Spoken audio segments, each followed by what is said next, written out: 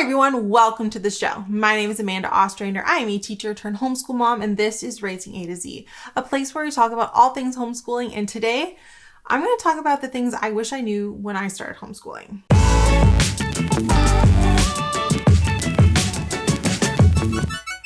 I'm not a newbie to homeschooling. I am what many consider a veteran. By that, I mean I am actually entering my 7th year of homeschooling, and that seems a little wild to me. When we started homeschooling, I never really anticipated homeschooling this long. Our original plan was to homeschool for kindergarten. And now Alexi is in 5th grade. So that was the plan. Things have obviously changed.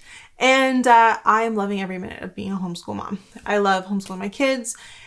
And having done it for 7 years now, I think I can safely say I have some advice. This is your first year of homeschooling. Wonderful, amazing, welcome to the journey. Maybe this is like your 2nd or 3rd year and you're like still trying to figure things out. Awesome. Let me impart some advice. Things that I wish that I knew, things that I wish that I was kind of told when I started homeschooling, and maybe help you along your way. Since this is my 7th year of homeschooling, I figured I would give you 7 tips that I wish someone had told me when I started homeschooling. Number 1, there is no one way to homeschool. This was probably one of the more complicated things to understand, that just because I do something one way and so does something a different way doesn't mean that either one of us is right, and it doesn't mean either one of us is wrong. Like, every family is different. There's no one specific do it like this and it will be great way of doing homeschooling. It's not. And that's the beauty of homeschooling, because that's how the school system works. Here's how we do it. Everyone else is going to fall in line, and that's going to be the outcome, right? We have chosen to step out of the school system, and so that means that we are all going to be running our homeschools differently, because it's going to be matching our kids and our family and not regular standards and rules and expectations, because we've opted out of that system. So your homeschool is going to look different than someone else's. That's okay. I have friends who love to use this math program, and we're using this math program. And I know some people who are doing pen and paper, and others are doing, online classes. And some people are learning Latin, and some are learning French, and some are learning music, and some are learning, coding. And that's wonderful. Some are screen free, some are not screen free and love screen time. Everybody is different. Everyone has different unique values, focuses, faiths. All those things are going to come together, and it's going to push you to do something different.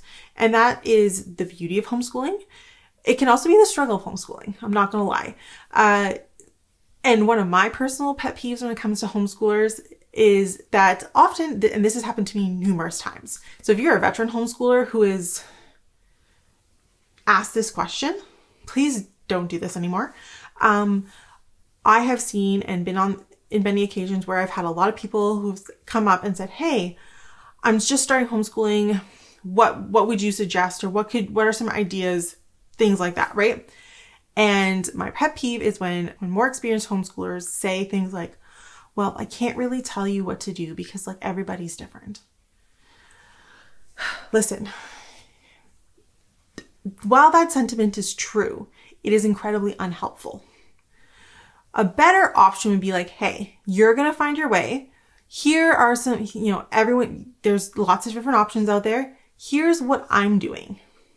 Take what I'm doing with a grain of salt. Beg, borrow, and steal is my catchphrase that I like to use. If I like to ask people like, "Hey, what are you doing for language? What are you doing for language? What are you doing for language?" And they're like, "Oh, I like that you do a morning basket. Oh, I like how you do copywork. And I like how you do this. Okay, I'm going to take that, and I'm going to take that, and I like that idea, but I'm going to tweak it. I'm going to take it." That is what people are asking for. They're asking for ideas. They're asking for recommendations. Give them the recommendation with the caveat of, "Hey, this works for our family. It might not be the perfect fit for you, but at least it's an idea of where you can start looking." Right? Let's be helpful and not hinder people. Let's not make their life more difficult. You know what I'm saying? But yeah, your homeschool is going to look different from everyone else's, and that is okay. Number 2, each kid is going to learn at their own pace. This is one of the reasons that I homeschool. It is also one of the biggest frustrations when it comes to homeschooling, because it is very easy to compare your kids to who is learning this quickly and who is learning that quickly. And it can also be frustrating when they're struggling with something and you just are doing the best that you can. And it's just they're not advancing at a pace that you would like them to. Or, people are telling you, hey, your kid isn't doing this, they must be behind. And that is the struggle, because, if they were in school, there is a set pace, right, in school. And because you're homeschooling, you are not adhering to that set pace. And that can be frustrating and it can be overwhelming, but it's okay. In our home, we are always focused on moving forward, not the speed at which we're doing that. That is the focus, is, are we making advancements? Are we getting better at things? And if so, we're on the right track. It is not about how fast we're doing it. For example, my oldest is an avid reader. She picked up reading at like 5 years old. She was reading novels by 6. She now at 10 reads ridiculous amounts of books. She can get through a novel in a couple of days. And it's absolutely insane. She's reading on average anywhere from 2 to 4 novels a month. Just on her own. That's not anything we're studying. That's just on her own. She loves it. She's an avid reader. It's great. My youngest is not. She is a reluctant reader. She struggles with reading. She has had some different hearing and speech issues, which contribute to her difficulty reading. And so at 8, she's just starting to feel comfortable reading books aloud with me. I could have been so upset with this because this means she's a full 3 years behind her sister.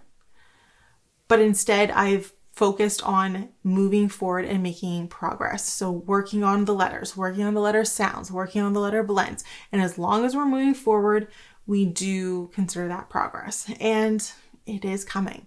And so sometimes it's just the way some kids are wired differently. They're going to move at their own pace. And sometimes, what's one kid's really good at maybe be someone else's weakness.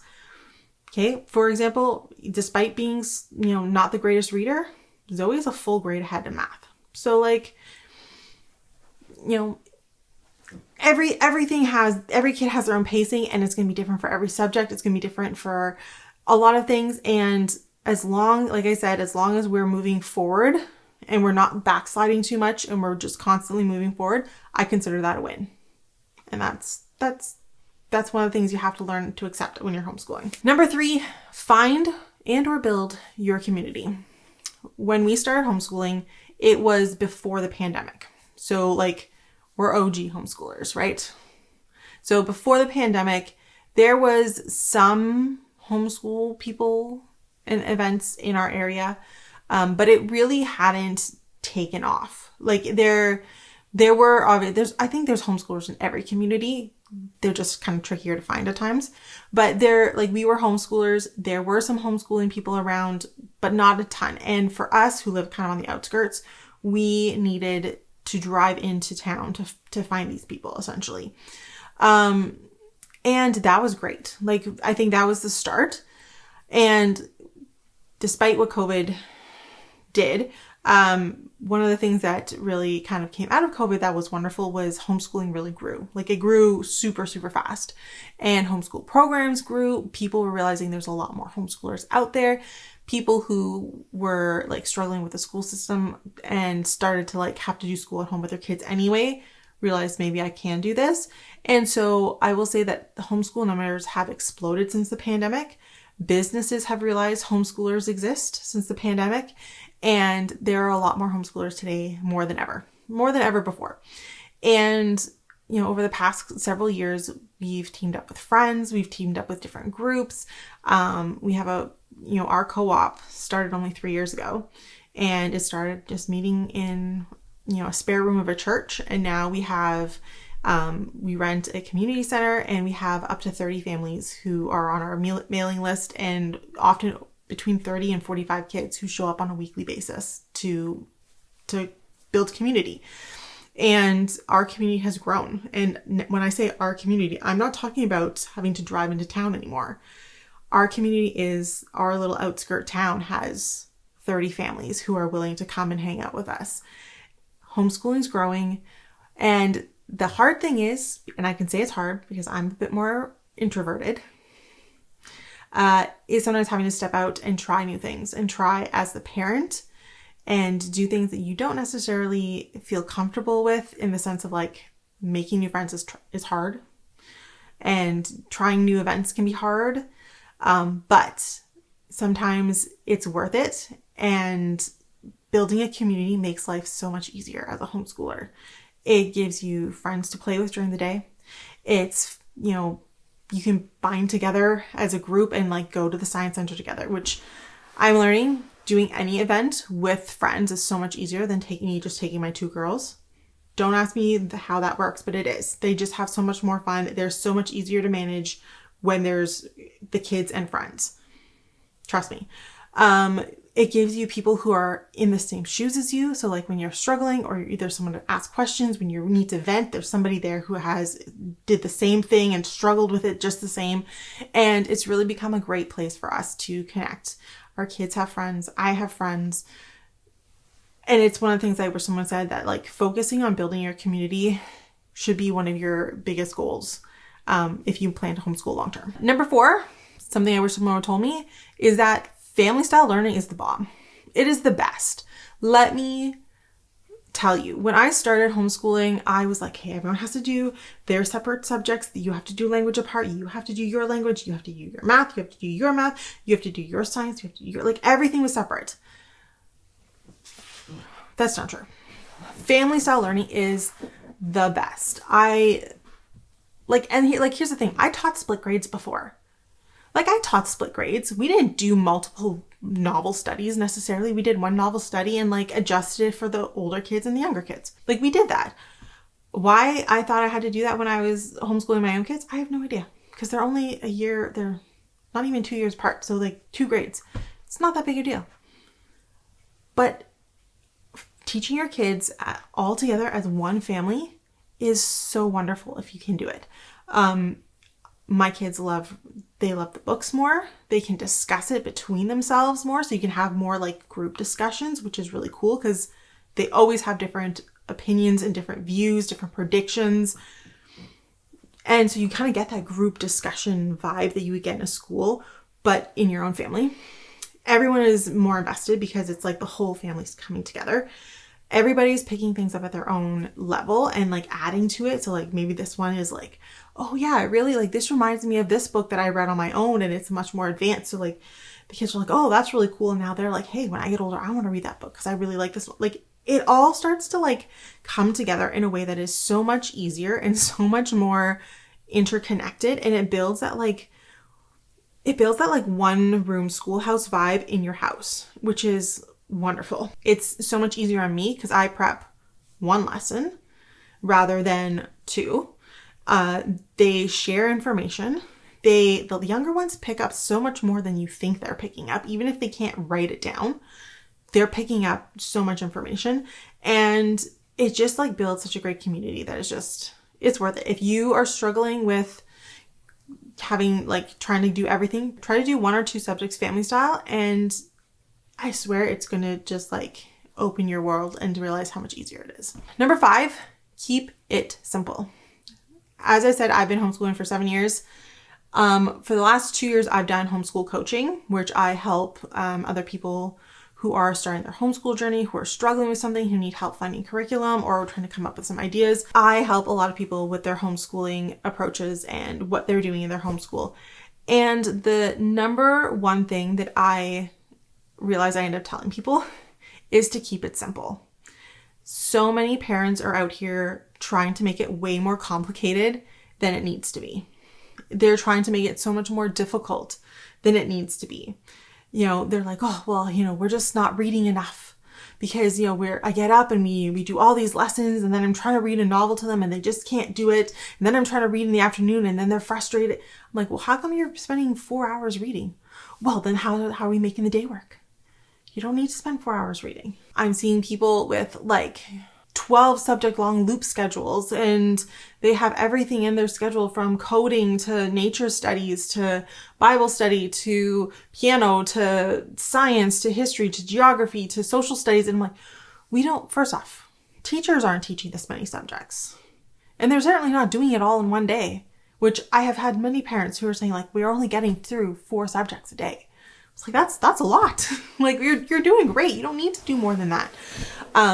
So many parents are overcomplicating homeschooling, and it doesn't need to be that crazy.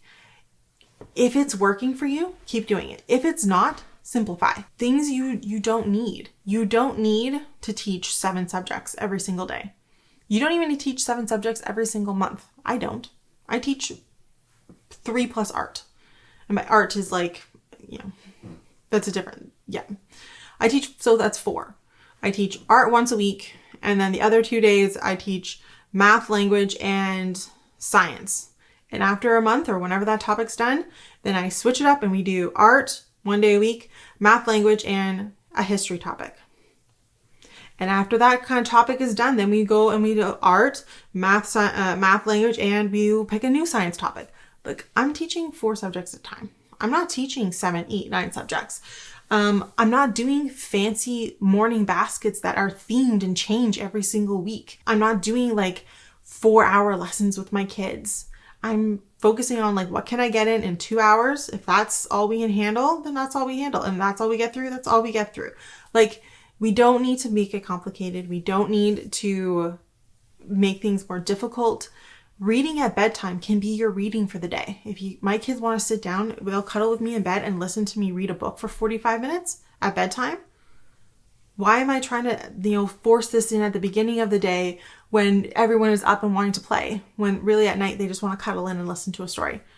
Okay, we can do reading at bedtime. If they're doing piano lessons and practice, I don't need to teach them extra piano. They're already doing theory and all of those things. Keep it simple. We can just simplify our lives. And if it's working for you, you don't need to feel guilty that you're not doing enough. If your kids are happy and you are happy with what's happening in front of you, do it. Keep it simple and do what works for you. Kind of on the same measure. Number 6 is consistency matters. I'm a big believer in kids need a routine. I'm a big believer in parents need a routine.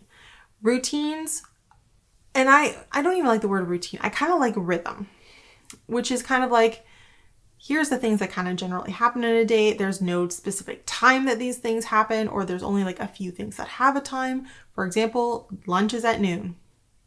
That's kind of our lunch is at noon, dinner's at 4:30. Those are our times. Everything else is kind of on a flow. Yes, we're going to get through some chores, and yes, we're going to do some school, and yes, we're going to have some free time. Some days it's going to be an hour and a half. Some days it's going to be 2. Some days it's going to be an hour. And when one thing's done, we move to the next. Like, we have a rhythm, not necessarily a strict schedule, but like we have a flow to our day. And that is, I think, super important because it takes some things off of your brain that you don't have to think of, okay, what am I doing next? Oh, well, we had breakfast. Okay, after breakfast, everyone gets dressed. After everyone's dressed, then we do morning basket. After morning basket, we do this. After that, we do chores. After that, we do lunch. Like, it takes that, like, what do we do next off your brain, which is super great. It gives the kids some predictability in their day. They know what comes next, which is great. And it starts to kind of show you that doing a little bit every day is better than having these massive lessons. So because you're kind of doing a little bit every day and it's consistent all the time because it's not super structured and super like rigid, you have a little bit more flexibility and you have the ability to do something a little bit every day. You see it in the long run. So doing 20 minutes of reading a day is better than doing 1 day of reading and doing like an hour and a half of it. You'll see better results when you're consistent. Your kids build into the routine and the rhythm better when you're consistent. And this is another thing is like, if you have a bad day, that's okay. It's part of life. Everyone has bad days. Everyone has days when things don't work out. That is okay. And then you just get to fall back onto your rhythm the next morning. Consistency matters. Consistency is helpful in that it gives you support and structure where you need it, but it also gives you some ability to be flexible and do what's best for your family on days when things aren't going well. Lastly, this is the thing that I have noticed probably the most over the last 7 years. Homeschooling is a lifestyle. It is not just an educational philosophy. It is not just a like educational choice. It is a lifestyle. And once you kind of embrace that, everything becomes learning. And I think that is probably the most freeing thing that my husband and I have learned over the last 7 years, is that homeschooling is a lifestyle. Like, honestly, once you start homeschooling, you realize that you have created a life where learning is second nature. We're not just learning in school in a desk. Learning is happening everywhere. It's happening all the time. It's happening when we're outside for a walk. It's happening when we're playing with our Legos. It's happening when we're cooking and cleaning and doing projects outside with dad and he's using the saw and the drill and all of that. It's in running a lemonade stand. It's happening when you least expect it. And because you kind of embrace that idea that homeschooling is a lifestyle, you kind of let go of some of the expectations of like what is learning. And I say that in like the best of ways. So like, for example, when we give our kids free time, it's really interesting to watch that often if you're kind of listening to what they're doing and like they're having their, playing with their animals or whatever, and then you're hearing them talk out what story we're reading, and they're reenacting the story that we just read and giving it alternative endings, or trying to predict what's going to happen if we haven't finished it. You hear them talking about, like, Zoe's always in there. She's got her little animals and she's talking about them and she's like, well, you are a predator, so you can't eat the plant. You must eat the antelope because that is a herbivore, and you are an herbivore, so you eat the plants, but then I will eat you. And she's going through and she's done this since she was very young. And you realize they're like synthesizing and processing everything that you've learned and that you were teaching them earlier in the day. And you're watching them learn these skills and learn and process what they're learning. And then you watch them do their projects and their little independent things that they're working on. And you watch them process what you've taught them and watch the learning that comes out of that, because they've learned that failing isn't a bad thing. Sometimes things don't work out. That's okay. We're just going to try to make it work better. And we're going to try again, and we're going to do something different. So for example, like Alexi's like super into editing videos right now. And so she loves to her and Zoe will get together with friends and they'll like make little videos on the iPad and film different things. And Alexi's like, okay, I'm going to learn how to do like cut transitions. And we're going to learn how to like write a script. And so all of a sudden she's writing the scripts, but the spelling isn't great. So we're like, oh, maybe, let's work on the spelling so that everyone can read your script. Okay. So we're like adding in different things so that her project ends up being what she wants in the end. And in the end, she's coming up with like great little movies, which now she's added like not only like cut transitions, but like Zoe gets a little annoyed. She made us film it 5 times, Mom. Oh, and Lexi's like, I had to take it from the wide shot, and then I had to take it from this angle, and I needed the close up so that I have different cuts to cut to. And I'm like, Zoe, just let her do her thing. Like, let the girl cook. She's doing something. But like, these are all things that they're learning independently, and they've learned to like play around with through play, and they are learning to kind of experiment with. And those are all great learning opportunities. And once you kind of embrace homeschooling as a lifestyle, you're less likely to kind of like cut that off. You're more likely to like let them play, let that simmer, try that again, and let's see what happens. And I think that is kind of one of the most freeing things, because all of a sudden you don't mind spending an extra hour sitting down and watching them work on this project. All of a sudden, because there's learning happening. You don't mind reading an extra chapter of a book because they're super invested and they just need to know what happens. You don't mind. And that kind of brings this whole homeschooling thing like full circle for you. And it really does free up and like make you feel like you are doing the right thing. And so that is, I think, is like my biggest advice, is homeschooling is a lifestyle. And once you kind of embrace that, your life gets a lot easier. So those are my 7 tips for homeschooling, things I wish I knew when I started homeschooling. If you have things that you wish you knew and you've learned now as a more experienced homeschooler, please leave them down below. Let's share them with all the newbies out there. Let's make everybody's homeschooling journey a little bit easier. Make sure you're subscribed.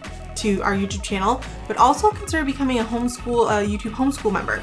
So we have our like membership club up here where you can actually join and you get like bonus videos. We're going to do some Q&As. We do different chats and polls and extra stuff. And you get all the videos a little bit early, which is kind of a really cool feature. I throw coupons in there and sales events and stuff all the time. So like make sure you guys are part of that. Make sure you follow us on Facebook, Instagram, and TikTok so you can see what we're doing on a regular basis. And I'll see you guys all next week. Thank you so much for watching. Bye now.